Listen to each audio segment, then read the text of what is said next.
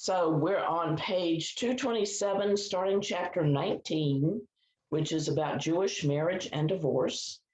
So who wants to read verses 1 through 9 for us? I'll do it. Okay. When Jesus had finished these words, he left Galilee and came into the districts of Judea, which are on the far side of the Jordan. Many crowds followed him, and he healed them there.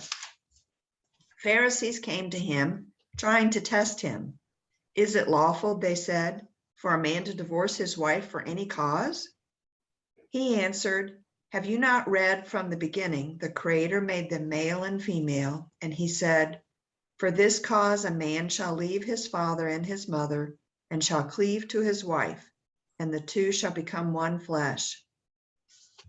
They are therefore no longer two, but one flesh. What then God has joined together, let no man separate."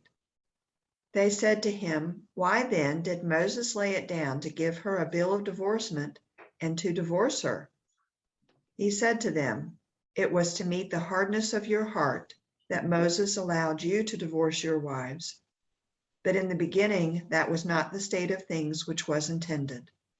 I tell you that whoever divorces his wife, except on the foundation of fornication, and marries another, commits adultery. And he who marries her who has been divorced commits adultery." Oh, Okay, that's some heavy duty stuff there. yeah. Very, very heavy duty. The discussion that follows that in the book is an extremely detailed listing of the laws or the detailed aspects of divorce and marriage in that time for the Jews. Barclay makes the point that marriage was a sacred duty, that you were supposed to be married by the time you were 20, unless you were studying for the law. Because the whole point of marriage was procreation. So you were supposed to be married and making babies. And because having children was such an important part of marriage, if you had not had any kids after 10 years of marriage, that was a legal reason for divorce. And I thought that was very interesting. Yeah.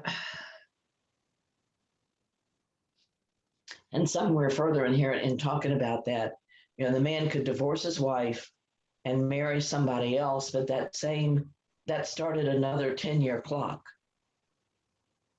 And the wife could also remarry, but with her, the 10-year clock started again.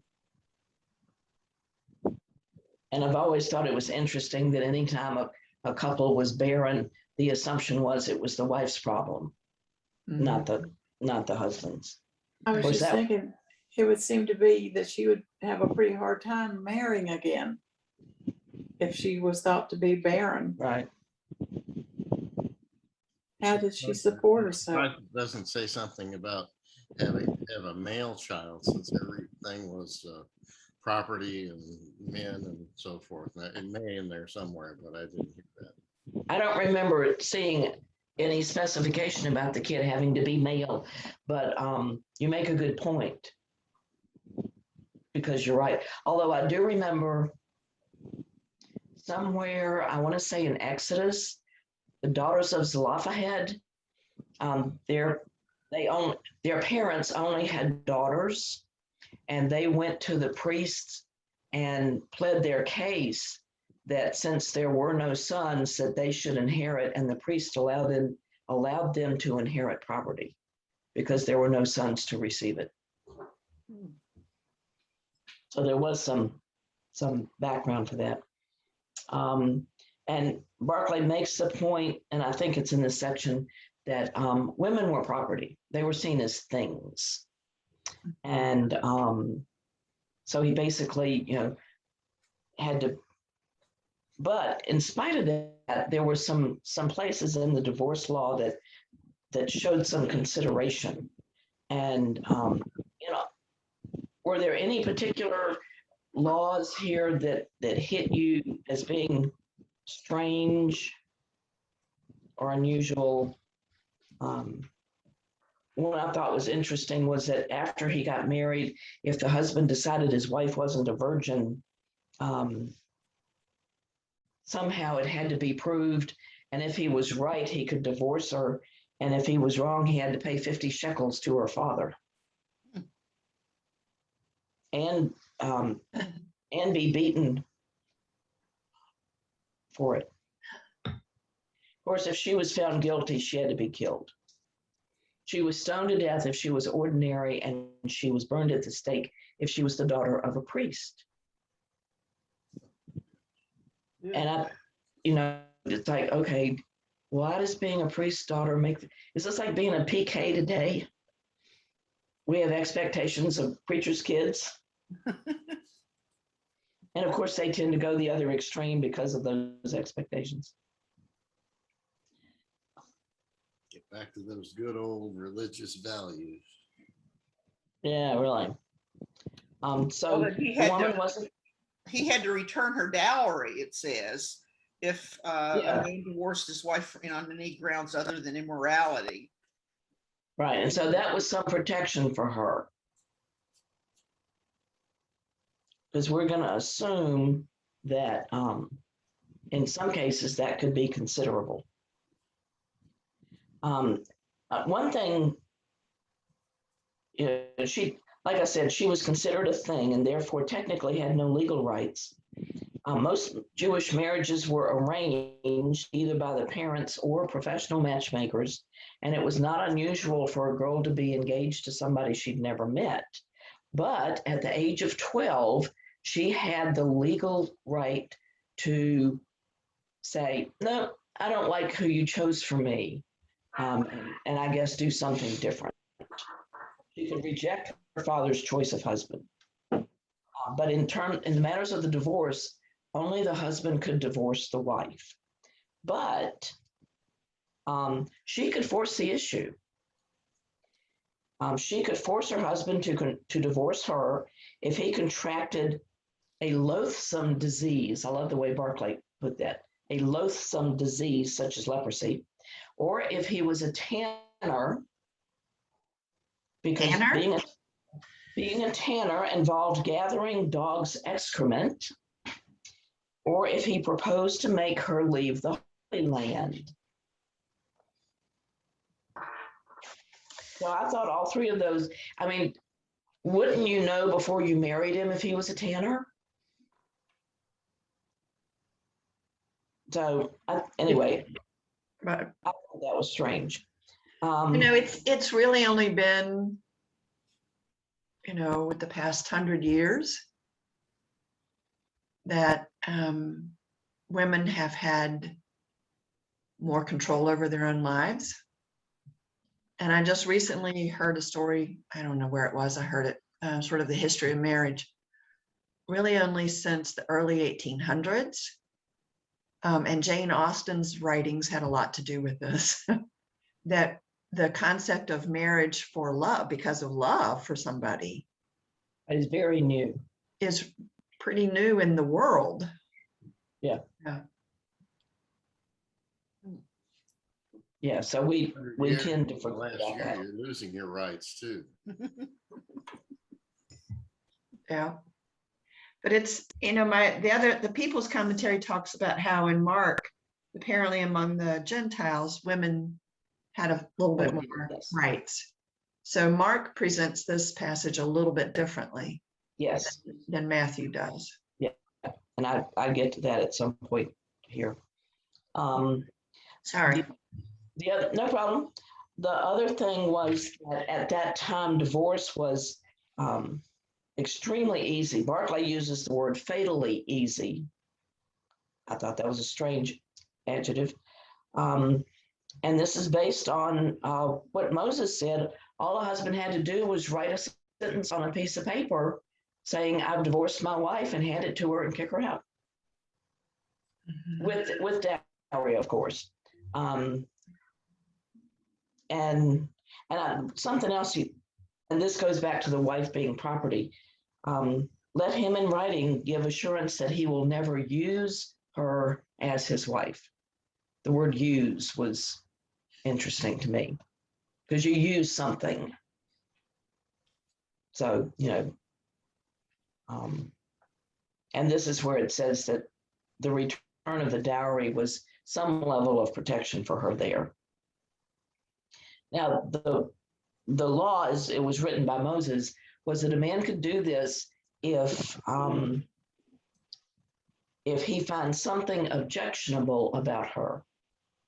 And there were two schools of thought. And of course, it was a huge division. Some rabbis, the school of Shammai, were clear that something objectionable meant fornication and fornication alone. And then the Hillel said something objectionable could be that she burned your dinner. Yeah, I remember studying this before.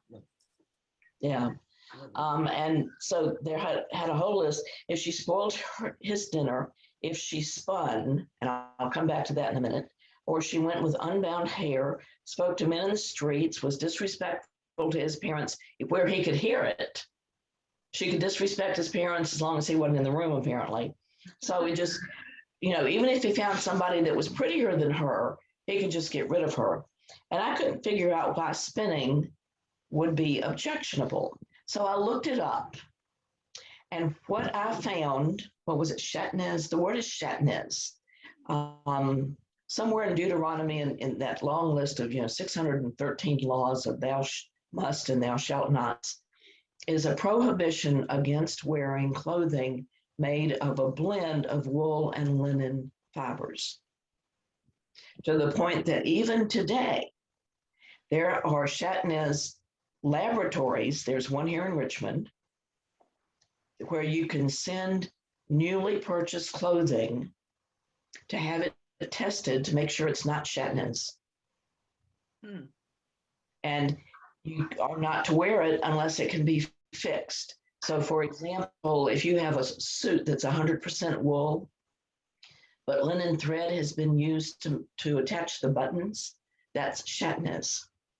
And you can't wear the suit until you take off the buttons and reattach them with something other than linen thread. Wow. I didn't even know there was linen thread. I've got some in my stitching stash upstairs. Yeah. Yeah, Stuart's got some. Yeah.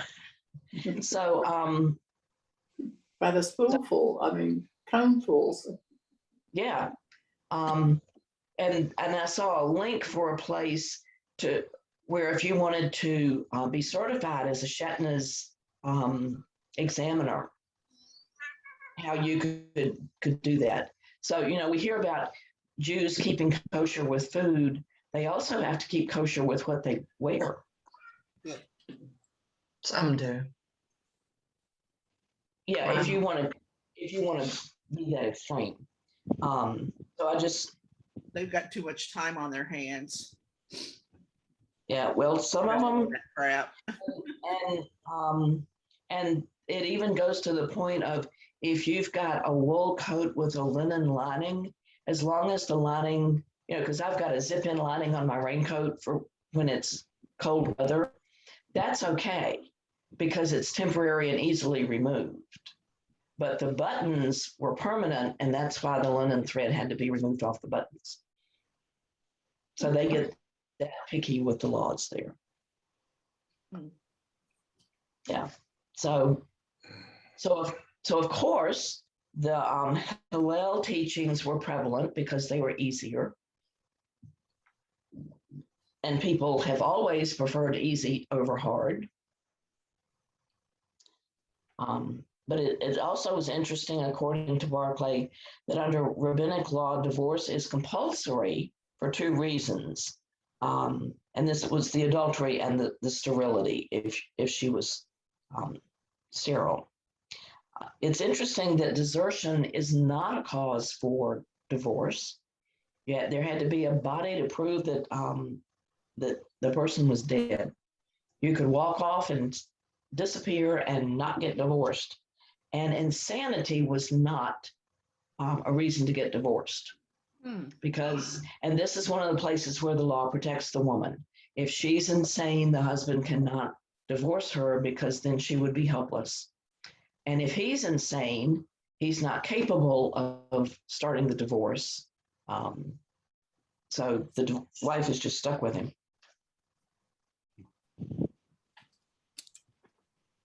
So any comments about all of that fun stuff? Why are these rules relevant today? You're getting ahead of the lesson. Oh, I'm sorry.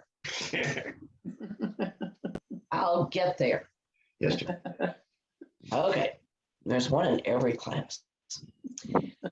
So in effect, what the Pharisees, obviously the Pharisees love to, argue with Jesus, and they're trying to trap him. So what they're trying to get him to say here is, which school does he approve of, the strict school or the easy school in terms of divorce? And of course, Jesus always manages to answer a question in a way that shames the Pharisees.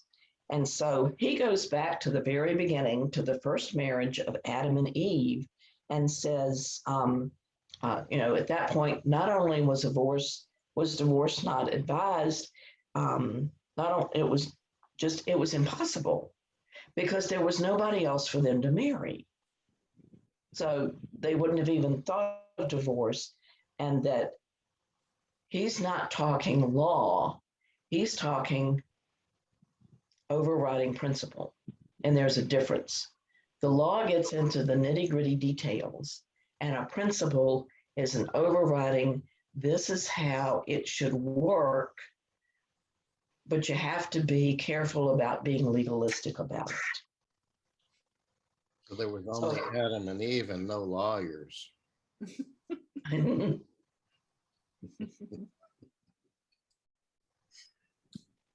I didn't even know Adam and Eve were married. Touche.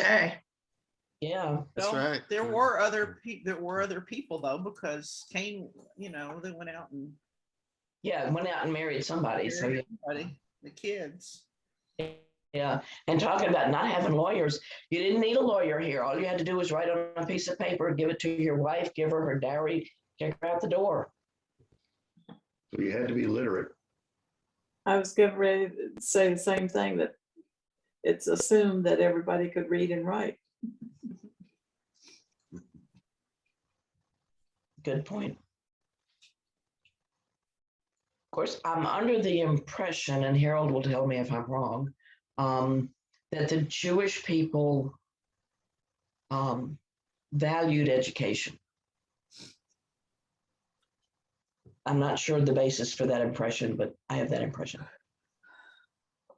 Well, one of the reasons, I was going back and looking up a little bit of stuff about, we were kind of chatting about which Matthew, who wrote, Matthew, that type thing. And there's a lot of argument or premise that Matthew was the author of Matthew, the disciple. And one of the reasons was he was obviously literate.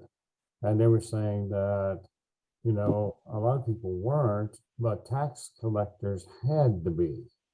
So Yeah. that was one of the many reasons, but my research this week, that they were concluding that they thought Matthew was the disciple, Matthew was the author of Matthew, but it was literacy was one of the issues. Okay. So anyway, so the Pharisees then are coming back at Jesus saying, are you trying to say that Moses was wrong? Are you trying to say, who are you that, you can,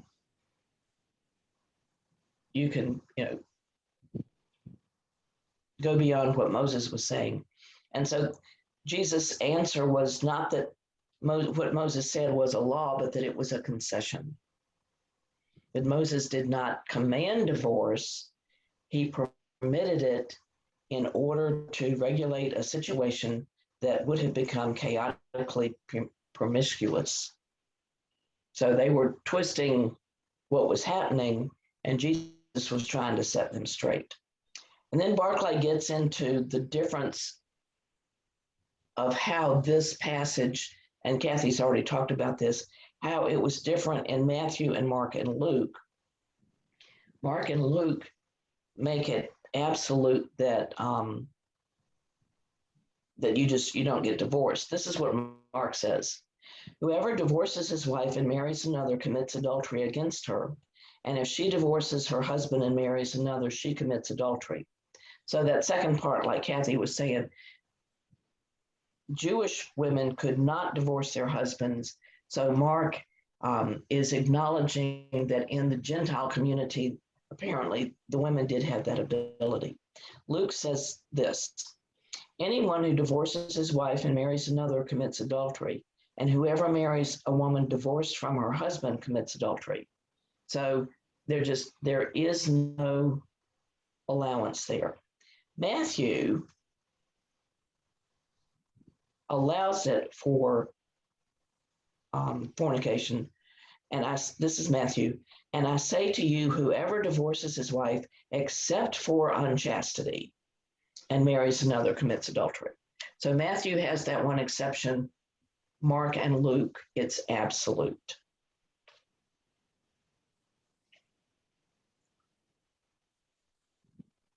But doesn't Barclay go on to say about in situations where the woman is subjected to abuse, that nobody should be in an abusive situation, and that I think I remember reading through his commentary. Right, you did. Same comment I gave Tom. I'll get there in a minute. We're all just jumping ahead of you this week. Well, I didn't go into the section after, because it's 20 pages on, which is usually what I prepare for. So I'm trying to kind of pace this so we don't run out of stuff. Is part of what I'm doing here. Now you made me lose my place here. Okay. Well, it also depends on how big the stick is. No, seriously. I mean, that was up through the colonial times. You couldn't beat your wife with a stick bigger than the thickness of your thumb, or that was abuse. So I'm just saying, we're picking this apart. I don't believe the Gentile women had anything better, maybe worse, but these traditions and things mostly worked pretty good, or the culture would have fallen apart and they wouldn't have had children and wouldn't have, multiplied. So these things sound so crazy and harsh to us, but most likely they were very seldom ever, used because, well, in today's world, we have all kinds of abilities to do all kinds of crazy stuff, but most people don't, Right. I think that's probably what it was. Yeah. In terms of beating your wife with a stick no bigger than your thumb, was there any thing said about beating your wife with your own fist? I don't remember specifically, but because they went into this thing about a stick with the thumb, I don't think you're allowed. I mean, your fist is a lot bigger than a thumb. Okay. A stick couldn't permanently, Right. but so I don't. I'm no expert on this, but I think it was. I don't think you beat your wife up with a stick. I mean your fist. But. Okay. So again, Barclay goes back to the fact that Jesus is talking about the ideal, and the section on the ideal, and this is where Claire and Tom were getting to, that the Jewish term for marriage was kedushin, which means sanctification or consecration. It's used to describe something which was dedicated to God as his exclusive and peculiar possession. So if you're married, you've been sanctified. And so this is the ideal of what God saw as marriage. And Barclay lists 5 things where he discusses how this is supposed to work. That you don't get married just to have sex. You get married to be one, to live your whole life together. And that it is a total union of 2 personalities. And Barclay gives examples of how that can not work sometimes. But the ideal is that the two personalities mesh together well. And so they complete each other. Then the third thing is to be even more practical. Marriage must be a sharing of all the circumstances of life. And he talks about how dating can be kind of dangerous because all you see is the good. You're giddy with happiness about being in love, and then you get married, and the rose-colored glasses come off, and you're sitting there looking at him or her, going, "Oh my word, what have I done?" So he makes the point that it's most likely to be successful after a really long acquaintance. It seemed like Barclay's putting more in here than what the scripture says. Yeah. I agree. So I was thinking the same thing. Barclay's being kind of romantic here, isn't he? I mean, Yeah. marriage through the early 1900s for sure it took two people to survive. And well, you all mentioned a minute ago, romance was not part of it. It took two people to survive. It was practical. Yeah, it's extremely practical. Yeah. I worked with a man from India who had an arranged marriage and never met his wife until shortly before we were married. And he kind of explained that, I don't know, I understand it, but the families, arrange these things, and I think the whole intent is somewhat like this, where the families are trying to find a good match to make a successful couple who can live together and prosper together. And through that process, if you're lucky, the love comes through with that. So it's kind of a reverse process of falling in love and living together, or living together and learning to love each other. Yeah, and I think part of that is that the parents, with their age and experience and hopefully wisdom and knowledge of their children, truly are looking for someone who will be a good mate. Right. It's not a case of, oh, let's just grab the first person available. Right. I know my kid. I know what my kid wants, likes, how they work. Because I've heard that same explanation, Bud, and in some ways thought it made a whole lot of sense. Because love is fickle, and we've all heard love is blind. Well, after you say I do, your eyes get opened. Well, an example, much more recent example, well, it's an older example than what Bud was sharing, but newer than the Bible. In colonial days here, and a real wonderful example is George and Martha. They were not in love when they got married. George married her because she was a rich widow. She married him because he was handsome and gallant, but they fell deeply in love over time, but not everybody did. It was just not, it was all, and even in India, I suspect the arranged marriages were all about maintaining family wealth, or building family wealth, or building relationships between groups, So, I think Barclay, like Kathy was saying, I lost my mic. I think Barclay was extremely, he's really expanding on this. One thing that comes to my mind, I should have on a shirt that Susan got me recently, because let me overthink this. But as we move forward in time, I think the word that keeps coming in my mind here is commitment, long-term, lifelong commitment. And that might be, if we take that forward to living with Christ, that might be part of what's being talked about as well. But, I think the average marriage now lasts 8 years or something like that.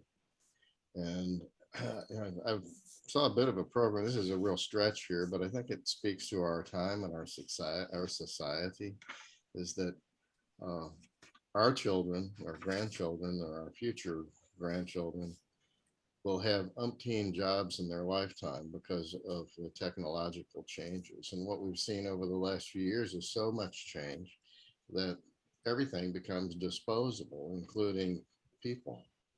And so I don't think there's any commitment much to anything. And I'm ranting on here a little bit, but I think I see a common thread here. It's like, well, we'll try this out for a while, then work will move on. I think, though, but I think for a lot of the younger kids, it has, the divorce rate has dropped. The marriage rate has also dropped as more couples choose to live together rather than get married. But I was just looked up what the current divorce rate is, and it's 7.6%. So the number of marriages, I mean, divorces each year is 7.6 of total marriages at the current. And I think we need, there's a fine line there between living together and being married. I think Yeah. they have, in some ways, they are married.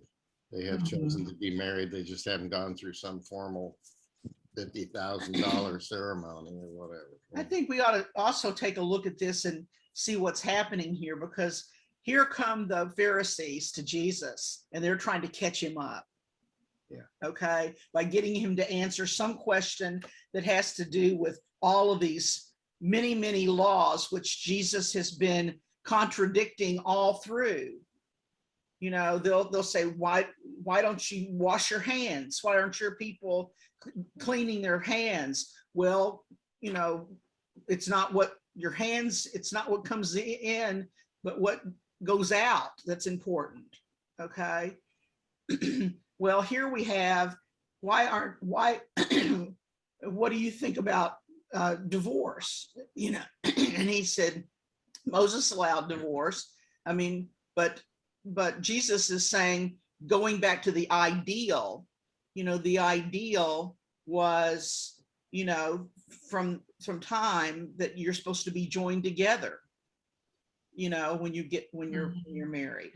And so the ideal is that you stay together, you know, but that's just the ideal. And he's responding to these Pharisees, trying to catch them up and take them back to the root, which she's always trying to take back to the root, you know, of what's right and what's wrong, you know, and not to get caught up by them or make them think about what they're saying. So, you know, in the end, you know, I don't know that divorce I don't know that divorce is a sin, you know, but it's, yeah, ideally a couple gets married and they stay together. I think what is also very important is, to me, the most important decision two people can ever make is to have a child. And that is something that, you know, under the ideal, we go back and yes, you know, a man and a woman should stay together forever. And also under the ideal, the decision to have a child should be the most important decision a person ever faces in their life. Should we or should we not? So you have to have a lot of things come together perfectly and not be treated lightly in order for this whole situation to work, I think, the way it was intended. I think in probably the majority of the cases, people don't decide to have a child. They find out they're going to have a child. Mm-hmm. And if you look historically, a woman's ability to control that has only existed, you know, for a very small length of time historically. Yeah, our generation is the first generation that's been across the board available. Right. And But most of our grandparents probably, you know, found themselves in that situation, you know. I mean, most of the human race probably got on Earth in that exact situation. Yeah. Well, but if you take this back to the beginning, and we talked about marriage, and marriage was the purpose was to have a child. And if you go back historically, and not even probably 100 years ago, people had a lot of kids to survive. They didn't have Social Security. They had kids, and hopefully the kids would live with them and take care of them in their old age and so forth. So it's sort of a family / community to survive. I used to work with a woman from, I don't remember what country in Africa, but she was from Africa, and both she and her husband have PhDs, and they had kids. They had 5 kids, and she told me that she had no idea it was so expensive to raise children in America, that they would not have had so many if, or maybe they wouldn't have come to America, that, just our culture made having the big family more of a problem. It's no longer Social Security to have a big family. It's a financial obligation here. Well, along with that, you consider the child death rate and the rate of women who died in childbirth too. Yeah. Yeah, I remember even when I got married the first time, and the doctor wanted to put me on birth control pills, and I was a little leery of the putting chemicals in my body. And the doctor looked at me and said, "The most dangerous thing you can do is get pregnant. Childbirth is still a dangerous proposition." I went, "Okay, I'll take the pills." I suspect our infant fatality today is greater than it's ever been in history. And it's strange that it's high, so high in the United States. I mean, United States infant mortality rate is a lot higher than a lot of countries that you would think. Well, Yeah, we're but not. we also have the factories for getting real children, here in the States. Well, the infant mortality rate has dropped, and so has the abortion rate. Our infant mortality rate is higher than a number of other industrialized first world countries, but it's still much lower than it is in most of the world. So, but over the last 20 years, the abortion rate has dropped significantly. So. Yeah, and I'm I wondering. didn't know that. I would have thought it'd gone up based on No. everything we see. I know, but no, it's dropped. Okay. And teenage pregnancy has dropped tremendously over the past 20 years. Well, that's because none of the girls can find a guy that's not down in the basement playing games. The guys don't even know how all that works, until they're about 35 or 40, I think, Okay, let's move on to the next section here. Would somebody be willing to read Matthew 19 verses 10 through 12? Yeah, I'll do it. Okay. Is it just this? Mhm. Put on different glasses here so I can actually read. His disciples said to him, "If the only reason for divorce between a man and his wife stands thus, it is not expedient to marry." He said to them, "Not all can receive this saying, but only those to whom it has been granted to do so. There are eunuchs who were born so from their mother's womb, and there are eunuchs who have been made eunuchs by men, and there are eunuchs who have made themselves eunuchs for the sake of the kingdom of heaven. Let him who is able to receive this saying receive it." I don't have a clue what I just read. Join the club. Some people choose to be a certain way, and some people are born that way, and some people do it for other reasons. So, And Barclay makes the point in terms of the eunuchs that a eunuch is a man who is unsexed. And Jesus does 3 classifications. There are those who, through some physical imperfection or deformity, are never capable of having sex. And then there are those who have been made eunuchs by men. And that was something that was done, and I have no idea how prevalent it was. But I've read, in ancient Rome, the eunuchs, especially the ones that helped manage the harem, that they'd been castrated so they weren't tempted to mess around with their bosses' women. And then some chose to make themselves eunuchs. And Barclay says, don't take this to mean that a man castrates himself. It's more that he voluntarily chooses to be celibate. And so, and I think the idea is, you choose to be celibate so you can concentrate your effort on doing God's work in some way that might be lessened if you have the obligation of marriage and family. And how does that fit in with what we're talking about now? The heading with Barclay is the realization of the ideal. So it's kind of out of everything we've talked about, how does this play out today?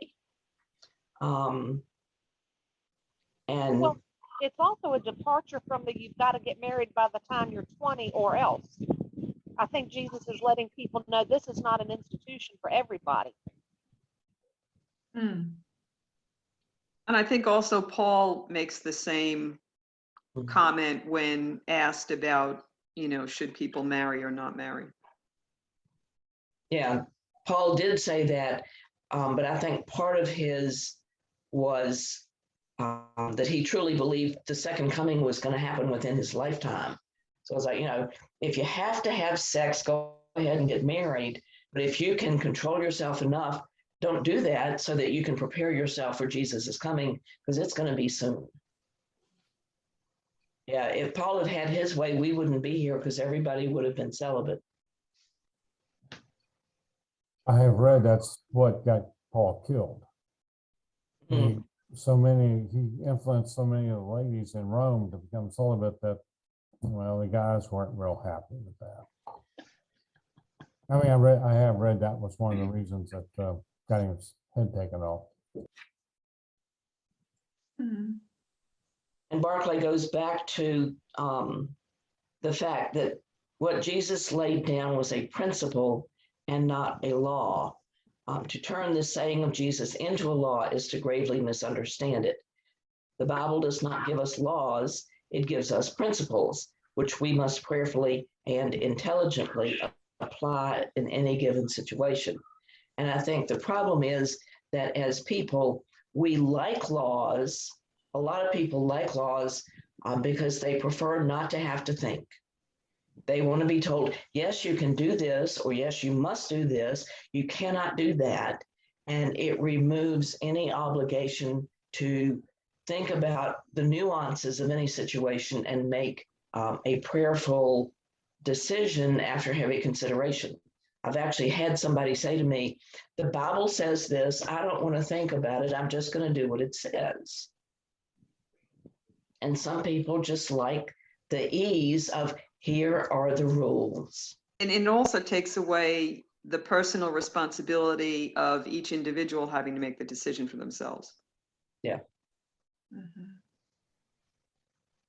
So, and he says, beyond all doubt, the ideal, in italics, is that marriage should be an indissoluble union between two people and should be entered into as a total union of two personalities, not designed, blah, blah, blah, blah, blah. We've already talked about that. But life is not and never can be a completely tidy and orderly business. Into life, there is bound to come sometimes the element of the unpredictable. I think we could take sometimes out of that. Suppose then that two people enter in and things just don't work out. Life happens and you shouldn't, and this is me speaking, although Barclay kind of gets around to this, you shouldn't live your life in total misery.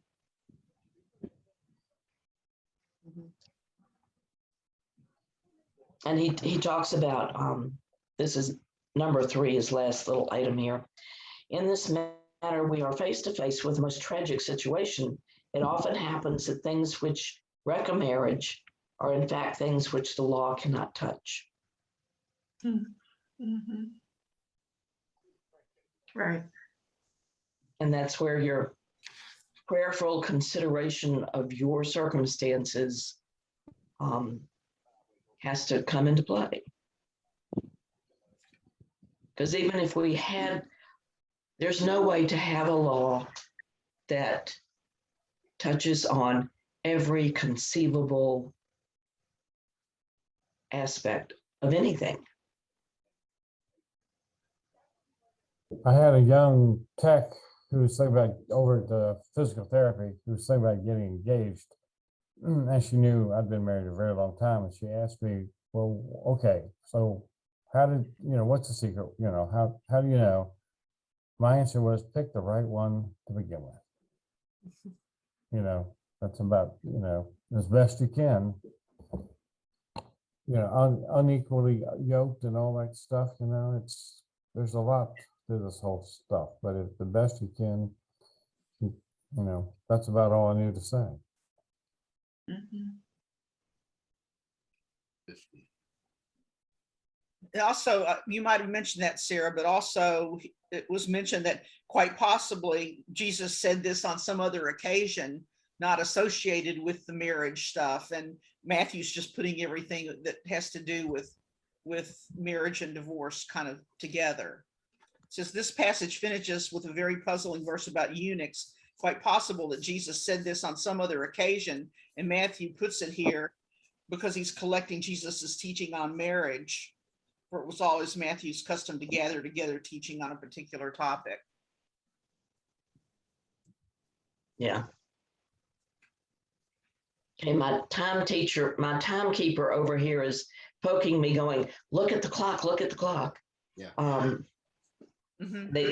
They do start the worship at about 9:57. So any last comments? Thanks for class. Yes. Thanks for participating.